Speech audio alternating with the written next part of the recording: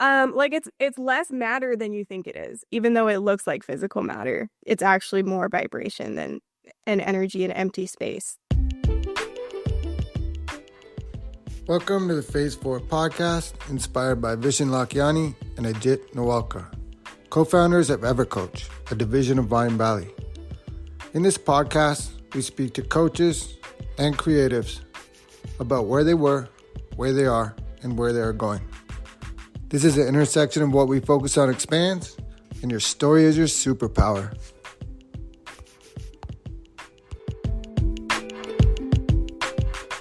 Today is Alisha Kapani. She is a healer and a mindset mentor. She has a fabulous book, and today we're going to talk about that and much more. And Alisha, welcome to the podcast. Thanks so much for having me. I'm excited to be here. Yeah, definitely grateful. I think there's similarities between our stories that I know are going to help some people today. So usually maybe we begin with just tell us a little bit more about yourself and how did you end up in this space? Mm-hmm.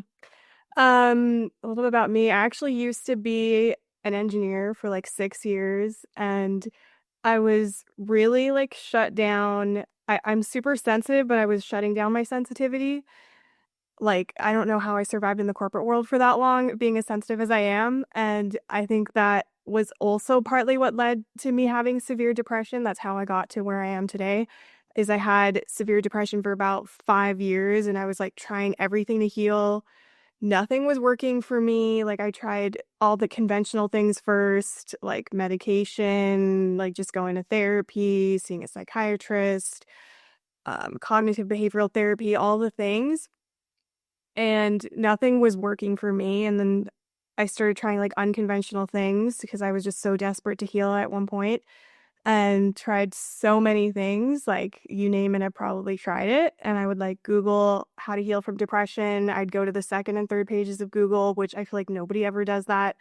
But that's how much I was just like willing to try anything at one point. I went through different phases. I also went through a distraction phase where I wasn't trying to heal at all. And then when that didn't work, I really had an interest in healing. And then I didn't heal until I found Mindbody Medicine. And then when I did, I was actually starting to get to the root cause on like, why did I start having depression in the first place? Because there was something that triggered it all of a sudden. And once I got to the root cause, I healed like right away. And so now I just help people do the exact same thing, figure out the root cause of their illness and why they're struggling and why they haven't healed yet. Because your body does know how to heal itself. So if you're not healing, you're in resistance somehow. So I help people figure out, how are you in resistance? And is part of this spiritual? You're bridging science and spirituality? Yeah. I'm like extremely intuitive, so I can feel people's energy in my own body. Like, I don't know how to describe it. Like, if I felt it one time, then I'll know immediately when I'm talking to someone. I'm like, oh, okay, so these are the beliefs that you're carrying, or this is the energy you're carrying, or especially if I felt it in myself, then I definitely know what it feels like. And it's easy for me to point it out in another person. Yeah, that's a gift. That's how you describe that. That's a gift about healing. And I don't know the number. I hear different numbers about how many like super sensitive people. And I know you're one, I'm one too.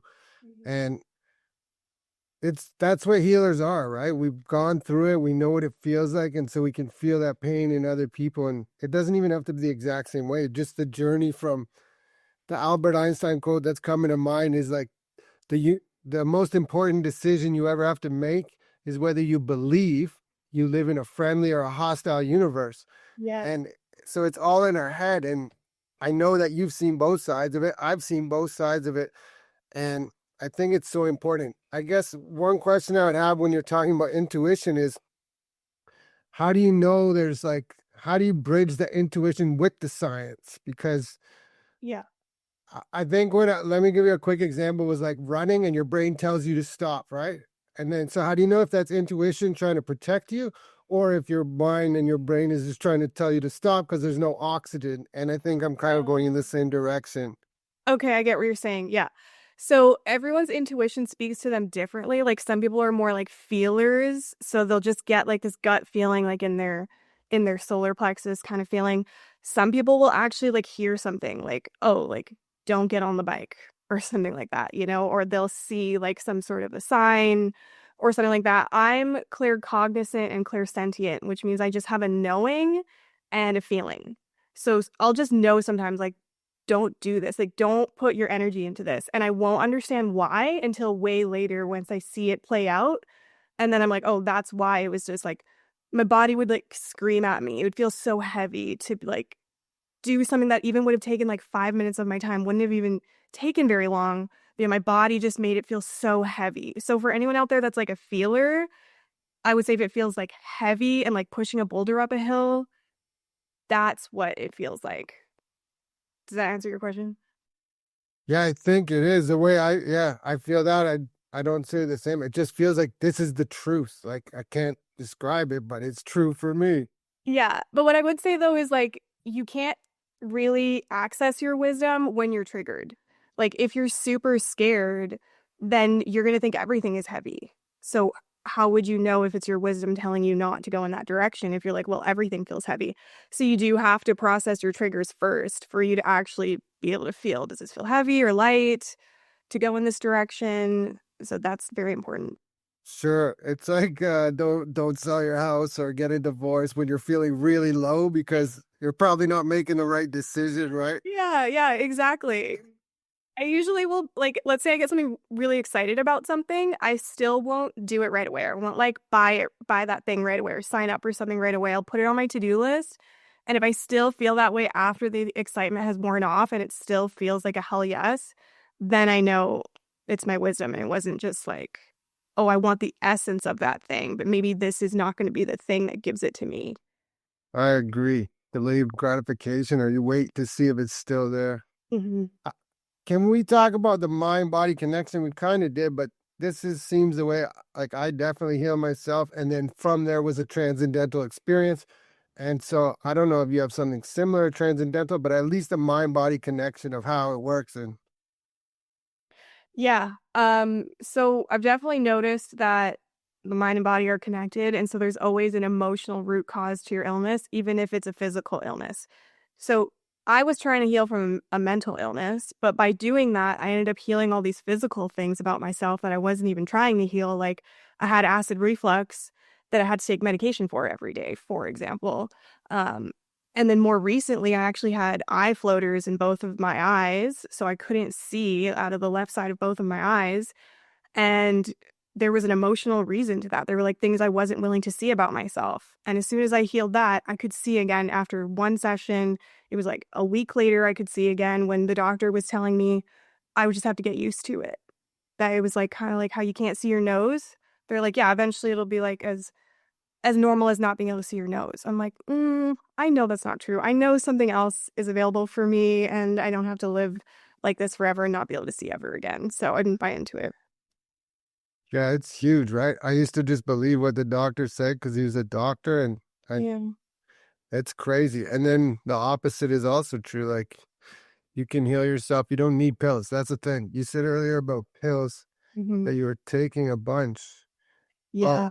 and what was the word? You were distracted or something like that at the same time. But I'm like, I'm wondering, were you distracted because the pills? You weren't actually trying to distract yourself. The pills just cover you up and numb you out.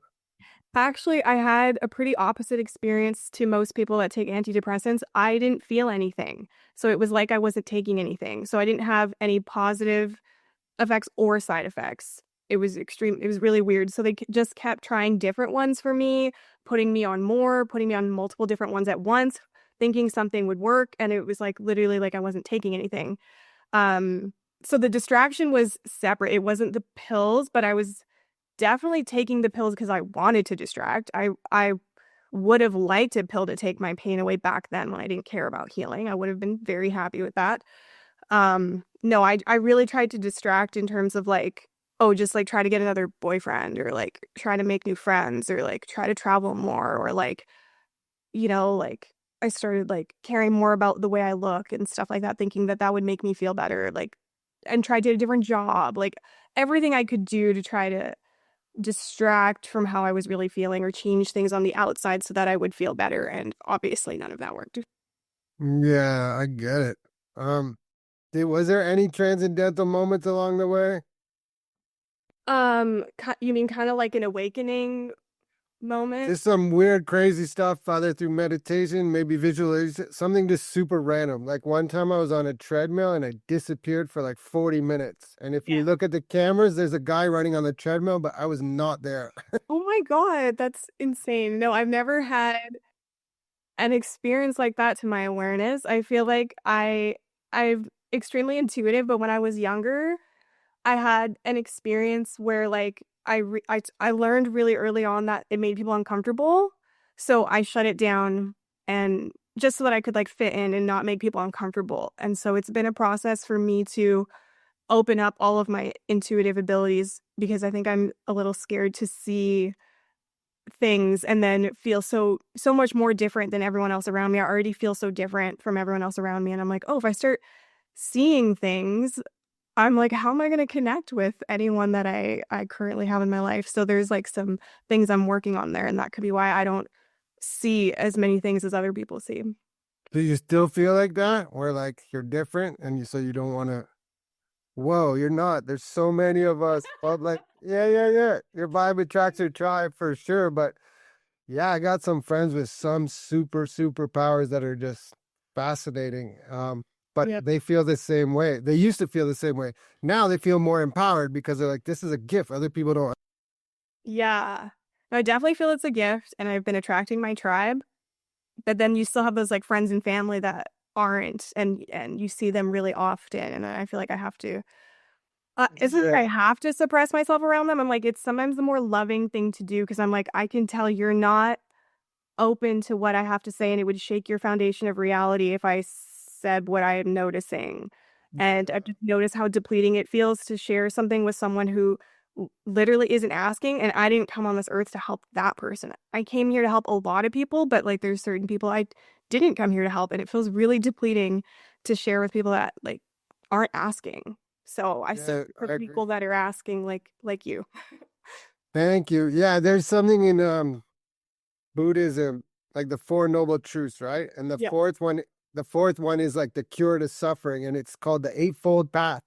And it's like have the right action, say the right words, do all these things, and eventually they'll align for you.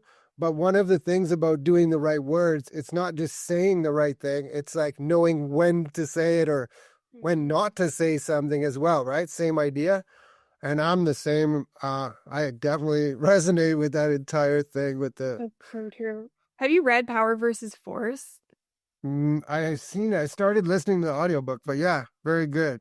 I read it again recently and it calibrated every religion and it calibrated like how every religion started and then where every religion is at now.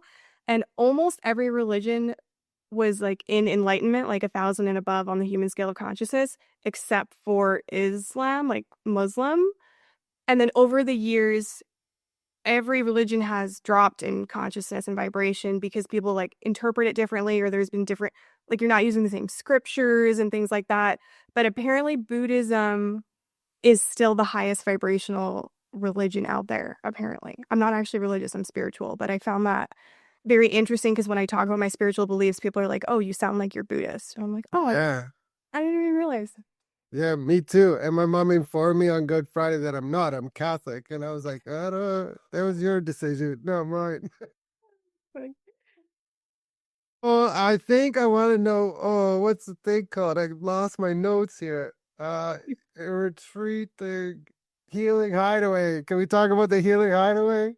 yeah, so that's launching in like a week. It's my new membership offer because my favorite way to work with people is in a group setting rather than privately.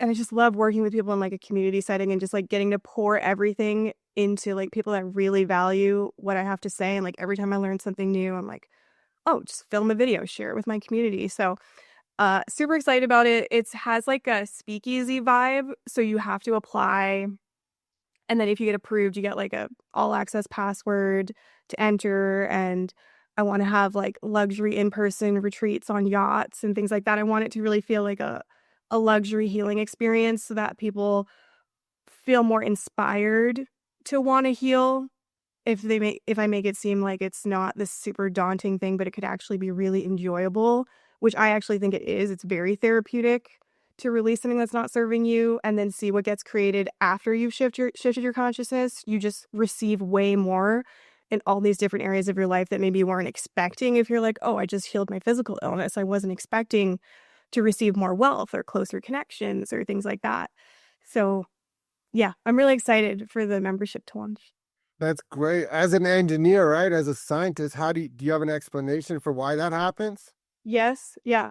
Um, so I would say your state of consciousness is creating your entire reality. So your beliefs, your thoughts, your emotions are creating your entire reality. So when you shift your consciousness even 2%, you're in a completely different state. So your reality is going to look different. It can't look the same as it was when you were in a lower vibration or a lower consciousness.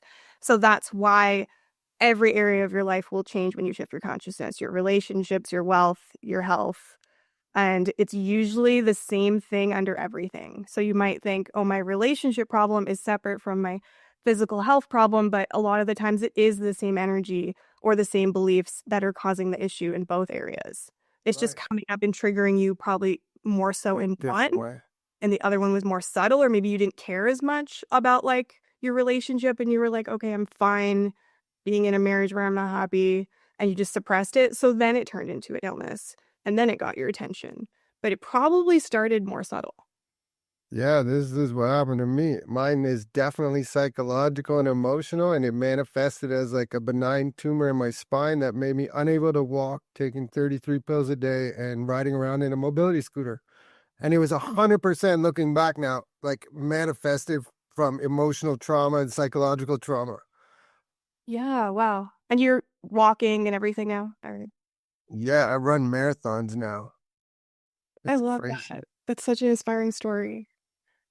Yeah, thank you. So, beliefs, thoughts, emotions. And so, here's a tricky part, it's all perception. So, even though the event outside that's happening in the 3D world looks different, it's not different. It's the same event. It's how we perceive it with our beliefs, thoughts, and emotions. Hmm. Yes, exactly. I would say everything's an illusion. I know it's hard to think of it like that you're not real, or like this TV isn't real, or like all that type of stuff. But if you actually break it down, like our physical bodies into the smallest subatomic particles, we're 99.9999999% vibration in empty space and energy. And you're only like 0.0000000 four zeros and a 1% matter. So, we're talking about the space and the stars, and all the black stuff is actually not all black stuff. There's something there.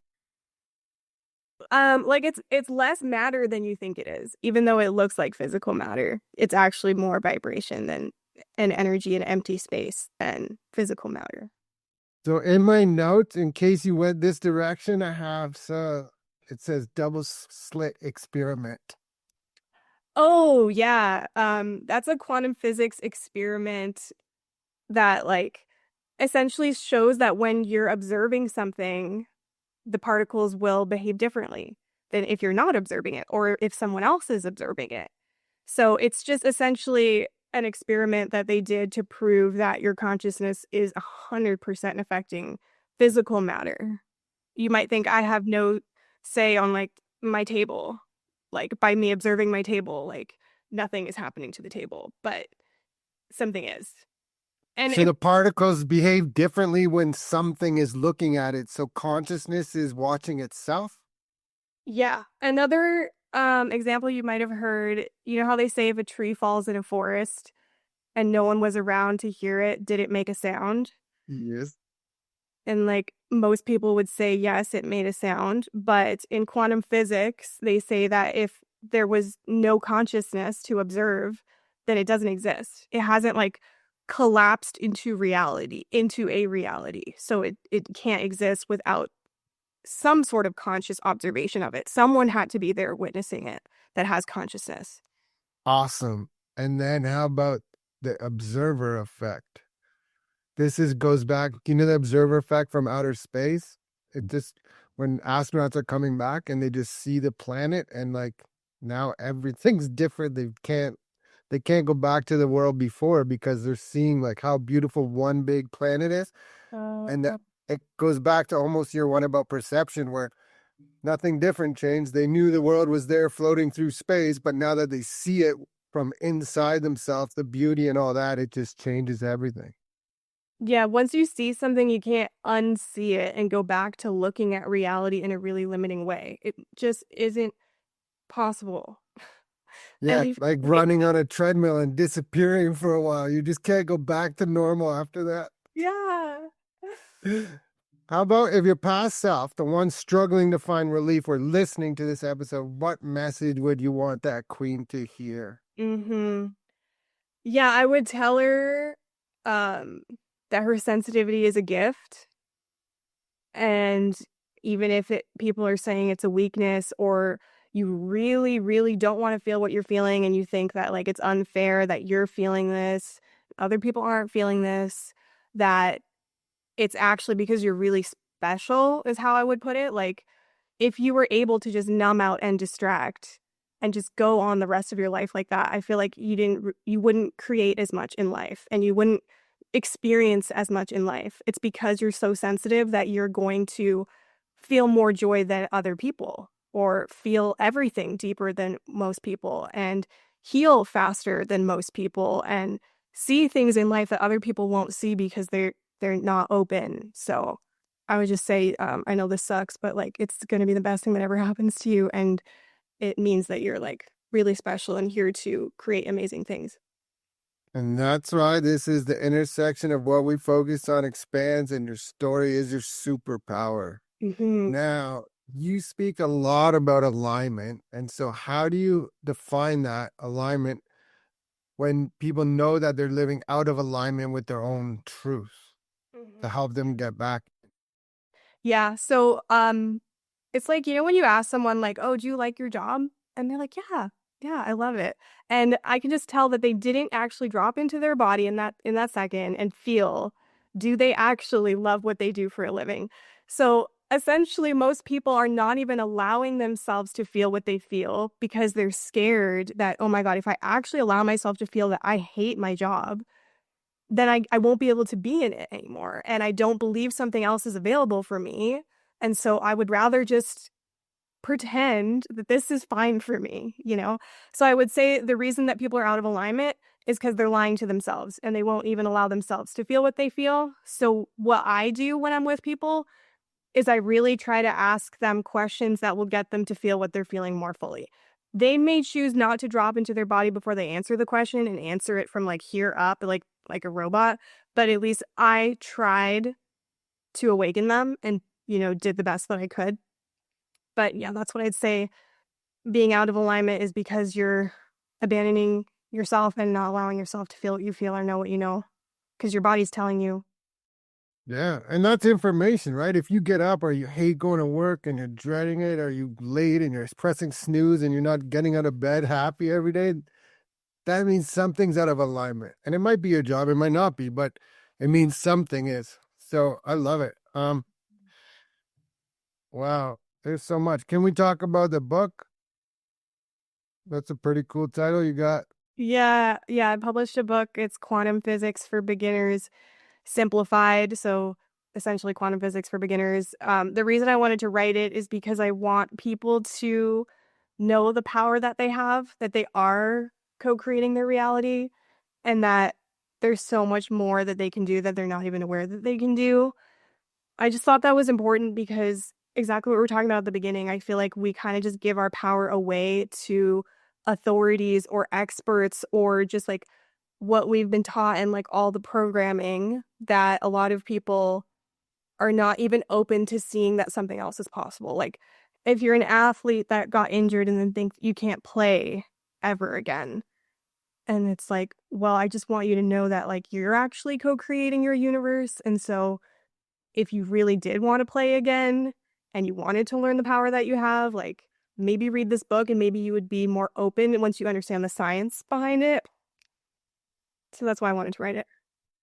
That's so cool. I interviewed this guy a little while ago and he won an NCAA championship for basketball. And then, like a year later, he found out he had MS. But he still has the love for basketball and there's skills there. And so even if he can't play at the level he was playing at, he could coach, he could contribute, and he could still do it, right? Another guy just saw in the news last week, 92 years old, Hiromu Inada ran a Ironman 70 miles, like 120 kilometers, 92 years old. That's crazy. Right. Anything is possible. Anything is possible. And I think that's another quote by Einstein that like you either live as everything's a miracle or nothing's a miracle. Yep. He's full of them. He's got so many. When I was researching you, Mhm. some words that I just wrote real quick: serving others, compassion, self love, empathy, overcoming, leadership, teaching, joy, zest, well being, nurtured, empowered, vibrant, and vital. Would you take any of those words out or add any more?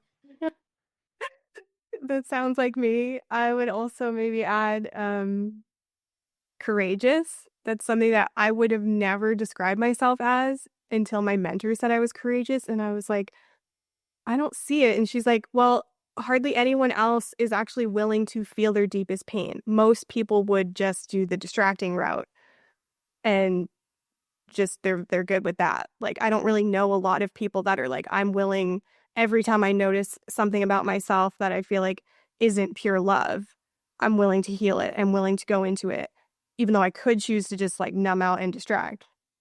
So yeah, and being willing to question everything, that's really scary because it means you're going to look at everything differently than other people, feel isolated and alone sometimes. And honestly, I just think it takes so much courage to question things and feel your deepest pain. So I would add courageous to that. Thanks. I love it. Today I have Instagram and it says loneliness is a lack of connection with others. Solitude is the richness of connection with oneself. Hmm. And so again, it's perception, right? You can be alone in the woods, but you're not alone at all. So true. I'm very introverted. I don't really like using the word introverted or extroverted, but uh, my nervous system feels more at peace when I'm by myself, if that makes sense. And when I'm around No, other it people, makes I'm so sense. sensitive and I feel other people's energy. I find after I need to like ground myself. Yeah, for sure. I need a little bit of downtime in between meetings and everything like that. You said something earlier about how all the other beliefs are rooted from a couple of core beliefs. And those are that I'm not worthy or I'm not enough, that I'm different or that's not available for me, or that I don't know how to connect with other people and I can't be loved. And so those three to me, even though there's like six, there's three, but it seems to me that everything else is rooted from those. Those are at the base of everything if you dig further. What do you? Mhm. Yeah, I would say so. The mind body medicine approach is like if you clear the energy, then the beliefs just go away with it. And so then you never needed to know what the beliefs were in order to like dissolve that energy. But then I started recently learning a lot about theta healing, which is the opposite, which is when you clear the bottom belief, then you no longer carry those emotions or that energy anymore. So it's even faster than mind body medicine. So that's kind of the approach that I use more often now is like connecting with creator consciousness to ask where did this start and what's the bottom belief. And it ends up being very specific. Like all the ones you just said, like they're very general and yeah, they're very common. But like you'd be surprised how specific like beliefs are to your like maybe it was a past life or something that happened in this life, but it's like yeah, it's everyone's is different. I've never met someone where it was exactly the same belief. It's definitely the same energy, but it was a Yeah. very different belief. Yeah, you just add because on that. I'm not worthy because, and then the story will come, right? Right. I don't feel safe because, or I feel threatened because, or something like that. Yeah. There's a quote by John Milton. I don't know if you ever had this quote from Paradise Lost from like 400 years ago, but it says, the mind is its own place and in itself can create a heaven of hell or a hell of heaven. And I'm like, whoa. So true. And especially if you're like an overthinker, an analyzer, and you don't spend time dropping into your body, which is why I try to do that like at least 3 times a day. I do it every time I'm triggered, but like bare minimum 3 times a day, morning, evening, and then I have an alarm that goes off on my phone once a day to remind me to just drop in. Even it kind of just even imagining like an elevator from my head down to my heart, or sometimes even just tapping on my heart or doing some deep breathing, belly breathing, like anything that will get me like out of my mind for like 30 seconds at least. And the hardest time to do it is the one that goes off in the middle of the day. Because in the morning and the evening, you're usually already tired. It's a lot easier to get out of your mind and drop into your body. But when you're like in the middle of the day and you're doing a bunch of work and you're like, oh, should I really drop in or should I do more work? But I know that the most powerful thing you can do is shift your consciousness. And that doesn't happen by you just staying in your mind all day. So I make sure to Yeah. drop in. Yeah, I have one that is real quick because you can do it in like a lineup of a grocery store, a bank, whatever, and you just kind of breathe in and pretend like the air is actually coming into your heart and out of your heart like a tube. Yeah. And just what it does, it opens your heart. And then who doesn't want to have their heart more open? Yeah, that's getting into a state of heart brain coherence, which is zero point 0.1 hertz. Very powerful frequency to Yeah. be in. So ask everyone this question. This is the Phase 4 podcast, and Phase 4 in the sixth phase meditation by Vishen Lakhiani is all about creating your future 3 years out. So where is Alisha 3 years from today? Ooh, that's exciting. I have met my most compatible soulmate and am in a really conscious, passionate, exciting, healthy relationship. And I express myself authentically without fear of what others will think. And I have a community of people that I love connecting with, and I'm helping people heal every day. And I've moved into my dream home. Yeah. I feel like everything else, I feel like I have so much in my life already that that would just add to it. That's awesome. Yeah. I think as we begin to wind down, if this episode resonates with you, please like, subscribe, share, and reach out to Alisha. She's got a ton of good stuff to check out. Her content, we're going to go talk about that in a minute, but she has other things that you can get from her links, which we'll put in the show notes. But Alisha, maybe we can talk about what kind of content do you deliver? Where can people find it? Yeah. Yeah. I mostly hang out on Instagram. That's just first name underscore last name, Alisha underscore Kapani. Or on my website, alishakapani.com. That's where you can find everything. I'm on YouTube and TikTok and things like that as well, but Instagram is really where I hang out. And I'm always sharing tips on self-healing, how to access your power.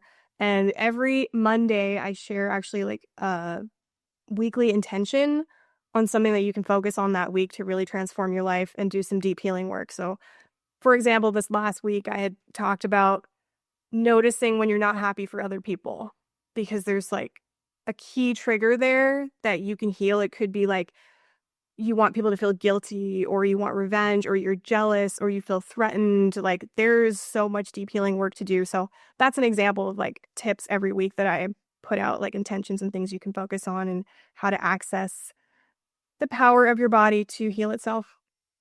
100%. I got a quote here that from that video. It says, jealousy is a sign that that thing you want is available for you. Yeah, but you're seeing it through the eyes of I can't have it. So that's why it hurts. But I actually get so excited when I feel jealousy because I know that if I just welcome the feeling of jealousy, that I will receive that thing. And it has happened more times than I can even count. Like my dance team just performed for a halftime show. And a year, like last year at this exact time, I saw an Indian dance team do a halftime show at the Calgary Surge basketball team.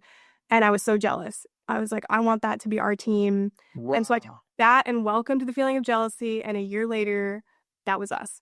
And that has happened to me so many times I can't even count. So I get excited when I feel jealous now because I'm like, that thing is mine. I can have it. If I just welcome this feeling of jealousy, I can have it too.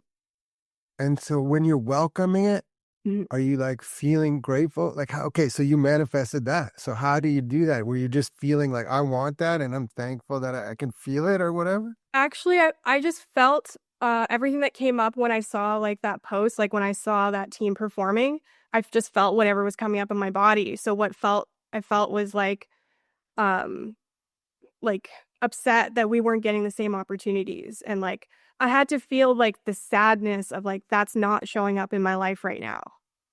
Does that make sense? I had to go into what I was feeling at that moment and not put ice cube on top of poop and just be like, that's gonna affect me too. Like yeah, so I had to feel exactly what I was feeling in that moment. And you don't have to describe the words. I just paused right there in that moment because I saw it on social media, put my phone down, sat, and welcomed what I was feeling. Beautiful. So some people they feel it, they hear it, they see it, they just label it, let it go, knowing they'll come back to it later, or they feel that they own it already. I have one with Corvettes. I don't know what it is because I don't really think I want a Corvette. If I had the money to go buy one today, I probably wouldn't.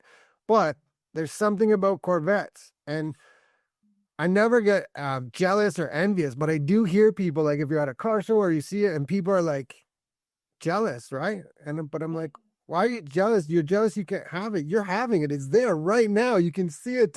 You're never looking at the driver of the car. You're not even thinking about driving it. You just want the piece of material thing, and it's available right now. Yeah, Uh, yeah, yeah, that's so cool with your dance team. I wonder if you have any other crazy stories of manifesting like that. yeah. A lot of them are dance related, if I'm not gonna lie. Like, so we used to get a lot of gigs, and then we stopped getting gigs because there's so many other Bollywood teams in Calgary.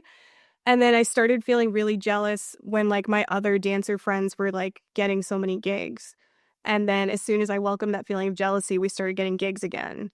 So I seem to notice it a lot in areas where I guess I feel like something's lacking. So dance is the area that I feel it the most because every other area I feel pretty fulfilled.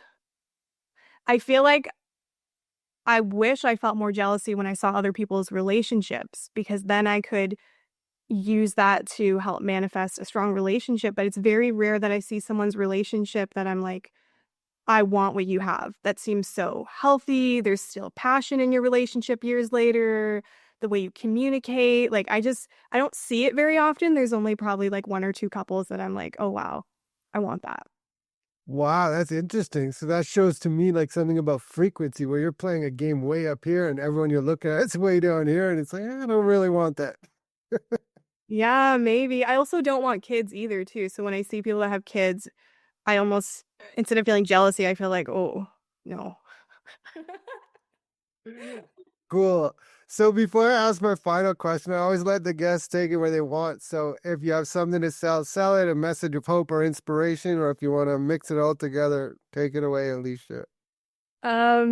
Well, we already talked about my new membership that's launching in a week. So if anyone's interested, you can like look at the page for that. And if you get on the wait list before we launch, there is going to be a founder's rate. So maybe just get on the wait list just in case you're interested in joining. Um, and yeah, if there's anything I'd leave you with is that you're more powerful than you think. And also, if you're listening to this podcast, then I would say that you're really special and there's amazing things that are available for you that there's no reason why you wouldn't receive them if you are taking full responsibility and like learning to access your power. And if you're listening to a podcast like this, you clearly have an interest in that. So I'd be excited to see what gets created in your life. Awesome. How about the instant elevation tool? Oh yeah, that's my go-to mind body tool that I use every time I'm triggered. So that's essentially like 3 steps: awareness, breath, conscious choice.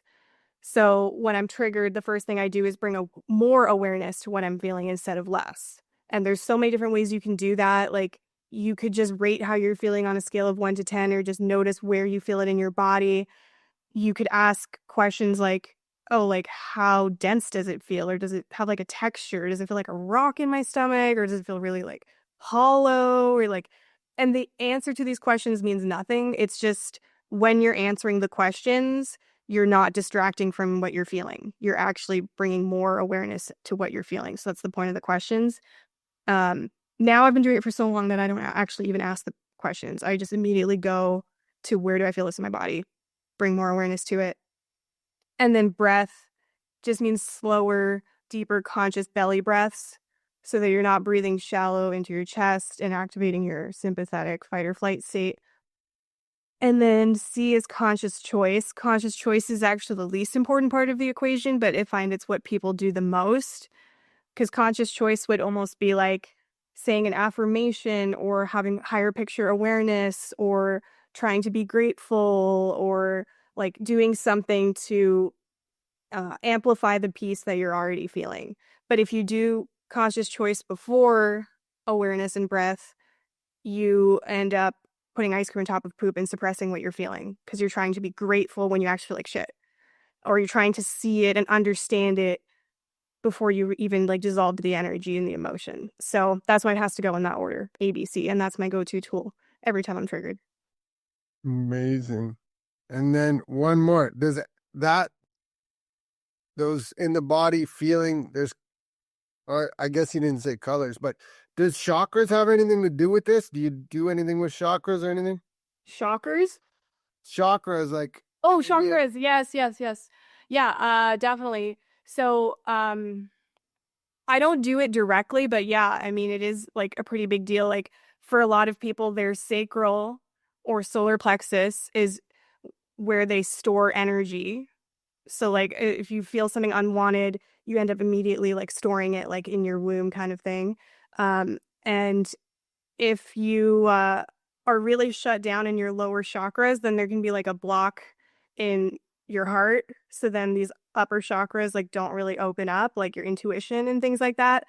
So yeah, indirectly without me working on chakras, I do because I'm immediately going to where do I feel this energy in my body?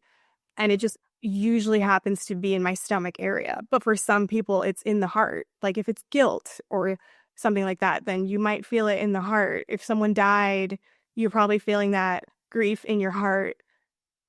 So yeah, by bringing just awareness to where you feel the energy in your body, you will end up clearing that energy from the chakra that it's being held in. All right. So the everything out of this whole episode, what I'm getting is the best way to move through feelings, trauma, hurt, grief, pain, whatever, is to actually sit with it, focus on it, and let it move through your body. Because if you don't, you're just going to trap it down and it's going to come out a different way. Exactly, and could manifest as an illness or Like things a like that. tumor in your spine. It was actually in the nerve root, sacral nerve root. That's where the tumor is. Wow. Yeah, so now when I learn all that stuff, kind of what you just said, I'm like, oh, I definitely manifested it. Yeah, for me, I had issues with my bladder for the longest time, and it was because like whenever I felt an emotion was overwhelming, I would just store it there. So it's Yeah. very interesting what people do with their energy. All right. My final question, we kind of got some of it. I'm sure there's more. How can people reach you? Yeah, so my website, alishakapani.com or Instagram, Alisha_Kapani or YouTube, Alisha Kapani. So, pretty much if you just Google Alisha Kapani, you'll find all of my social links. Amazing. Alicia, thank you so much for your time today. This was really awesome. I appreciate it. Thank you so much for having me. This was fun.